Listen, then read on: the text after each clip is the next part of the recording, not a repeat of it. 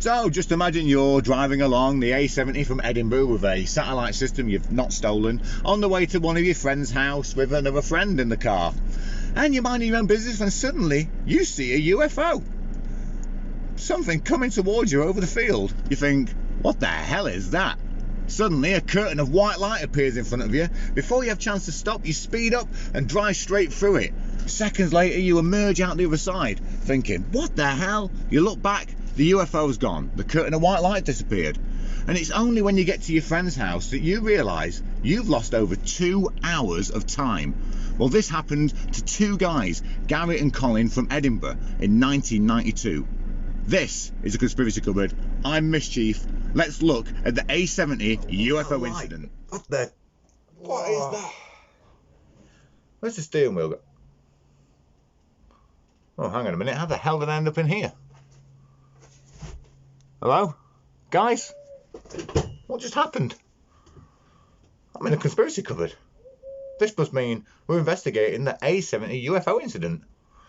Well, let's get into it then.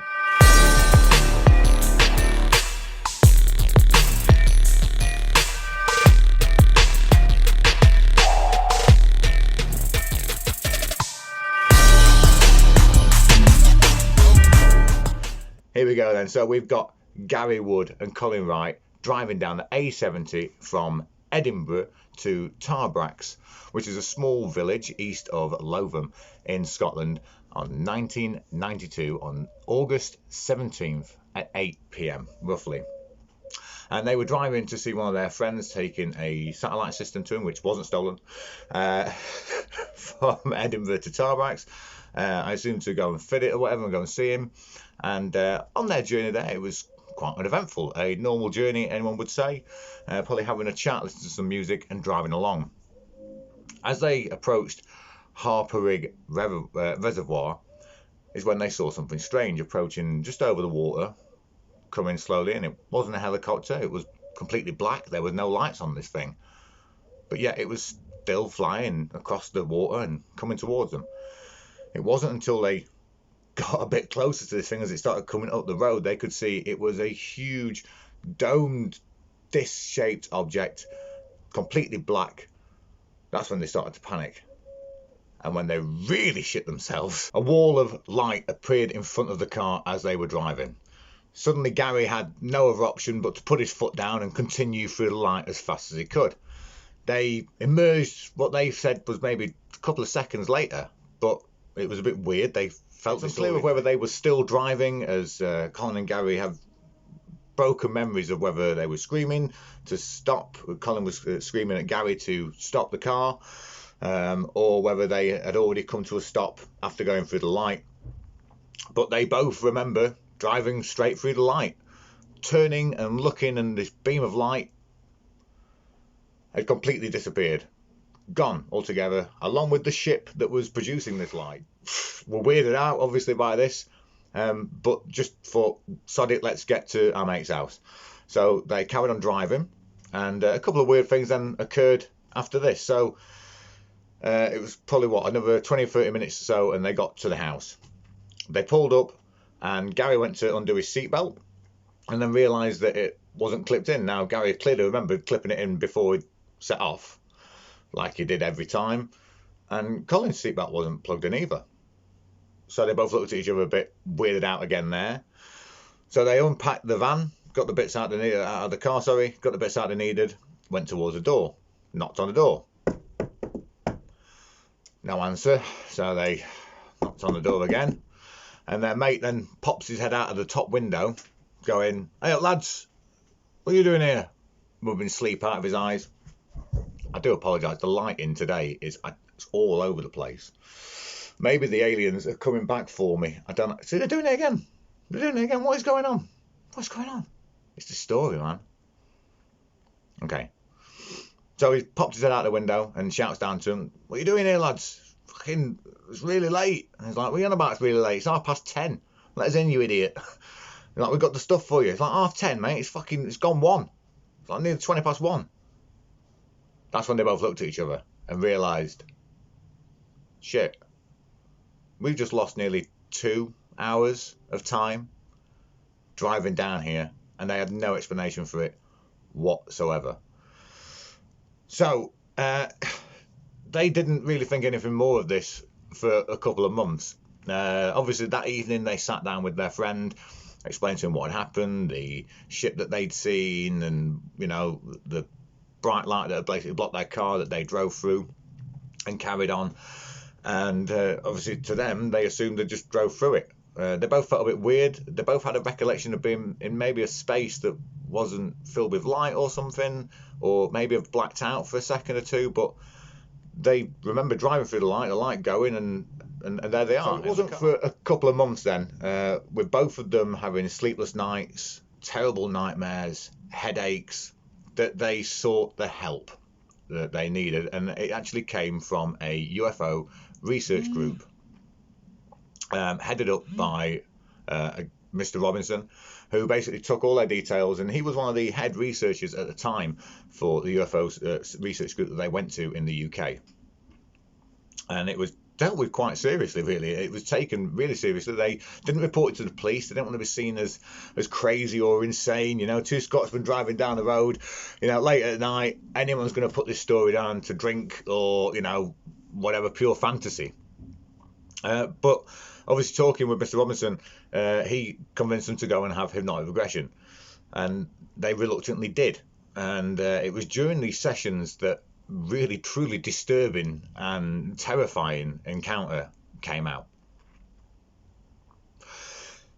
So during the sessions then, it was basically revealed that the car had somehow been stopped. So as he accelerated into the light, somehow the car had then been held in place by a beam of light from above, and they were both just sat in the car. Next thing, as they looked around, they could see 3 alien beings on either side of their car. Doors opened without anyone touching them, and they were made to get out of the car. I'm not sure if Collin was unconscious, but Gary was definitely awake. He remembers Collin being put onto some kind of stretcher or some kind of hover board, like from Star Trek, where he was placed on there, and then the beings moved it away, but without touching the machine at all. Gary remembers being led out of the car and walking towards a ramp of some kind that they both went into. He remembers seeing his friend, and then he has periods in the hypnotherapy sessions, just as Collin does, where they have periods of times where they just can't remember anything. So they must have been unconscious during these periods. So the more and more that they had these hypnotic regressions, the more and more details came out. I believe it was Collin that was more not willing to continue. I mean, like I say, that they sold the story to the paper eventually. They didn't want to go to the police. They don't want to be seen as crazy or insane. This is 1992 in Scotland. Like I say, stories like this, you don't go and tell anyone, do you? There's no social media or anything back then either. So the way that UFOs and stuff are looked at the moment, with a disclosure, which is why I'm bringing this up, because this comes from the MOD for once, not from America, not from those sources, but from the MOD. So we know that the UK are investigating these, and I'd love to see some more stuff come out. So anyway, so it turns out that in 1996 then, so only a couple of years after, the MOD then showed a lot of interest in the case. They didn't take any interest in, obviously, the hypnotic regression sessions. I love those. Hypnotic regression session. That sounds like a band, doesn't it? The regression session. Hey there, welcome to late night jazz. Late night jazz. Hi, nice. Welcome to the regression session with Mischief. Sweet. Tonight we're going to be listening to some sweet, sweet tunes of jazz. Skibbity bop bop, pew, skibbada. Tuning in all night long until 2 a.m. for the regression session. So, anyway, so these regression sessions that they were having were obviously leading more and more information out. Now, I think it was Gary who remembers basically being taken on board the craft and then suddenly blacking out, then being sat on a chair. Now, the room was described as a very organic feeling room with a single chair in the center in some kind of domed room space. It's a very similar encounter described by thousands of people who have been abducted. So there he remembers being examined. He remembers being naked and on this chair, and then after that being in some kind of encased tube where he was restrained somehow, and then having some kind of examinations taken on him. The scariest part of what he remembers being in this tube is that he could see other tubes with other humans inside. Collin's experience was very different, but he remembers being on some kind of platform rather than on a chair, which goes on with what Collin remembers seeing in his regression sessions of him being on some kind of platform and being taken away. He was examined. He also remembers some weird stuff about a woman maybe being in the room with him, somebody else that's been abducted, who was crying in the corner of the room. The beings that are described are very weird, and I've got some drawings obviously on here to show you of what they described and depicted, and depictions of the ship.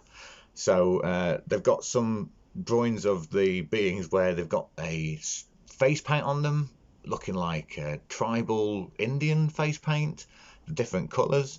One of them appeared from a black tar-like substance which came out and examined Collin while he was in the ship. This being that appeared sort of emaciated and like one of the greys, but with tight drawn gaunt skin. There were taller 6-foot beings and smaller beings. I believe the smaller beings were the ones that were outside that basically came to take them in, and the taller beings and these other ones were the ones doing the examinations on them. So I know that they drew some pictures of the ship directly after the event, basically sat with their friend while they were trying to describe what had happened and what they'd seen. And obviously you seem like a crazy person. I mean, if you ever had an encounter like this, I imagine you probably either one, have never told anyone about it, two, if you have told some people about it, you've not really gone very public about it, because of backlash and things that you've seen from all over the media and from people just looking at you then as, oh, you're the UFO dude, which I totally get. The weirdest thing for this is I do have a weird memory of some kind of room. I think it's a dream from when I'm younger. I'm not saying I've ever been abducted by aliens or anything. Of a room that's smooth, but then they do describe corrugated, like fleshy looking interior, which is weird because I remember this, with lights shining through it that's opaque-ish, and it's like a reddy, goldenish, amberish. I can't describe it, but I know what they're on about, which is really freaky. When you, because obviously I look into a lot of these UFO abduction claims, and I'm trying to pull some of the best ones together, but I'm trying to do ones that not a lot of people have done about, and especially UK ones, because they're all covering the UFO topic in America, which is fantastic. George Knapp, obviously, and Jeremy Corbell have done Weaponize the podcast, which is brilliant. And obviously they can now pull some people in and get some more information out from that side. So anything that the MOD has, especially on this subject, we can get through for you, and sort of anything that they've released there and look upon.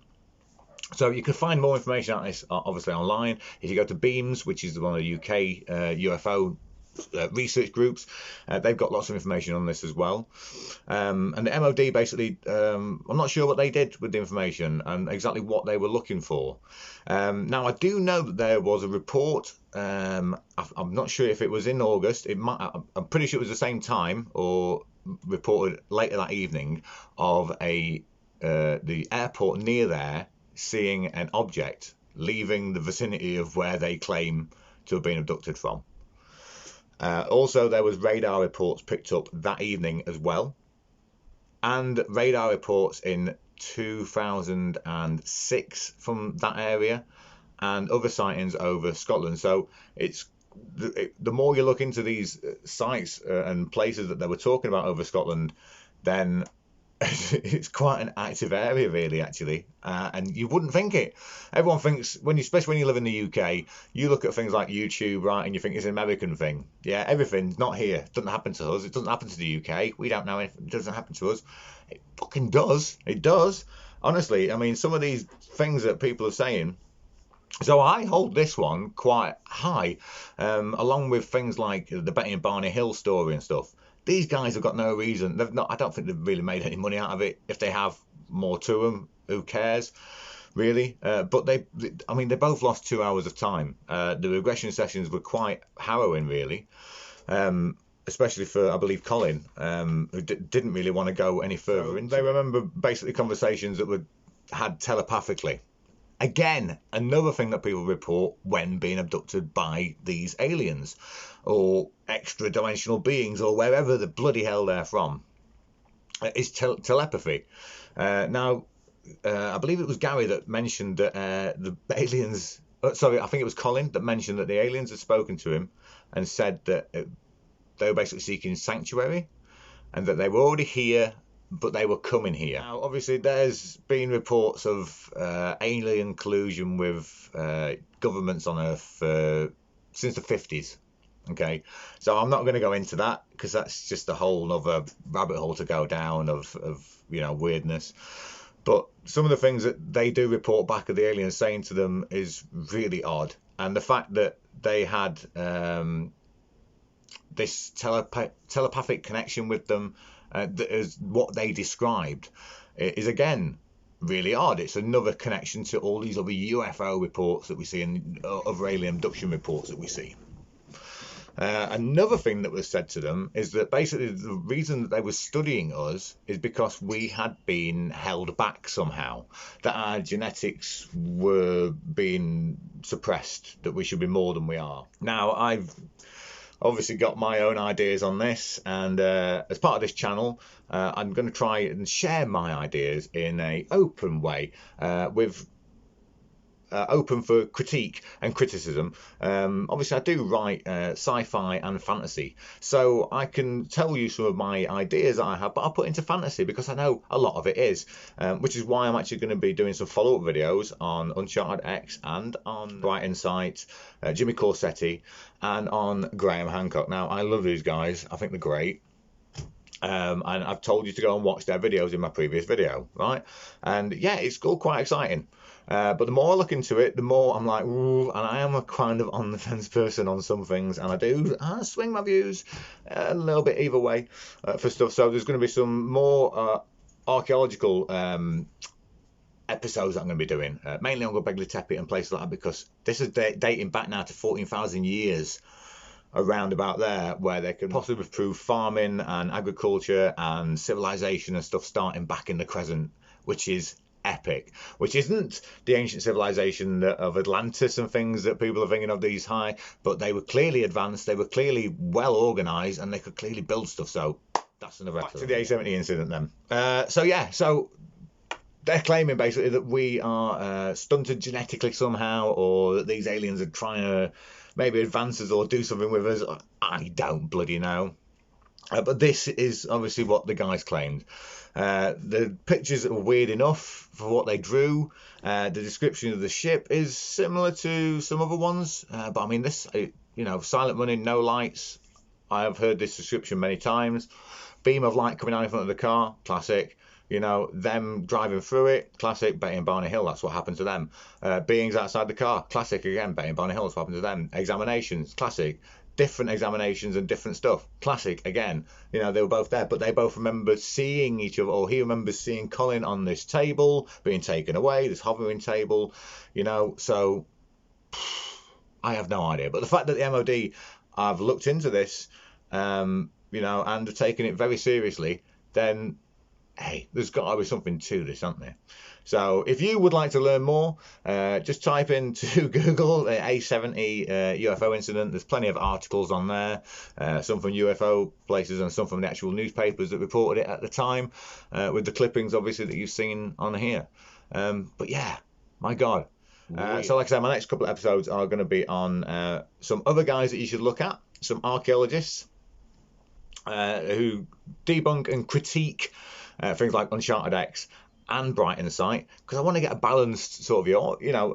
I would love nothing more than there to be a civilization thousands of years ago that was like Atlantis and had spaceships and whatever else, which is one of my little theories about the underwater stuff, which is completely different to what other people think, but it'll be explained in my book when I finally release it. And I'm actually going to do some snippets of my book, which I'll be reading to you on here in a little series I'm going to call Bridges, which just explains to you my ideas about the prehistory stuff, which is total fantasy. say. I'm not claiming it's fact or anything, but I do reference archaeological sites and places, which is one of the reasons why I'm mentioning this on this, because although I love the theories of Graham Hancock, there's a lot of holes in them, but it does pull a lot of people into ancient history and ancient archaeology. So this side note is just going to be basically that my next few episodes are going to be on this, critiquing Graham, even though Graham, I think you're brilliant, because a lot of archaeologists and stuff do not like you or have a problem with you, and I'd like to explain to people why, in a very nice way, without putting you down at all, why they do, because one of my brothers, he's an archaeologist. He's worked on many sites, up in Scotland especially, and I've got some bits coming about this site that he worked on from him, hopefully, and hopefully he's going to have a chat with me about some of these things as well, and why he doesn't like Graham Hancock from an archaeologist perspective, but I'm going to give that feed over as well. So UFO incidents that I'll be looking into, but yeah, go and check out Weaponized. They had a guy on there which was talking about the recent events that have been taking place in, well, all over the world basically. They've been trying to dodge these bloody UFO balloons that are just floating around, whatever they are. So yes, the mystery's still alive. Who knows? But hey, who knew Scotland had so many frigging UFO sightings and alien abductions? Like I say, if you've ever had an experience or something that you want to cover on this channel, please email me at the email address above, or leave me a comment, and I will have a look into it and see what I can find. So yeah, Colin, Gary, I hope you guys are okay, and yeah, this has been a fascinating episode, I think. And what was that? I think the aliens are back. Shit, I better get out of here. Right, I don't want another probe. See you later, guys. My arse! Incoming. I am Tarka Doll, an ambassador of the great Vindelian Empire. Scanners reported human life on your vessel. Is this so? Humans? The Vindelian people despise all humans. They are the vermin of the universe. Is that not right, Bindi Baji? The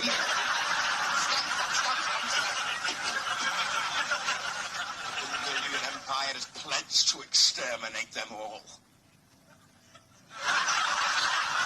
Not rest until our task is completed. Lister,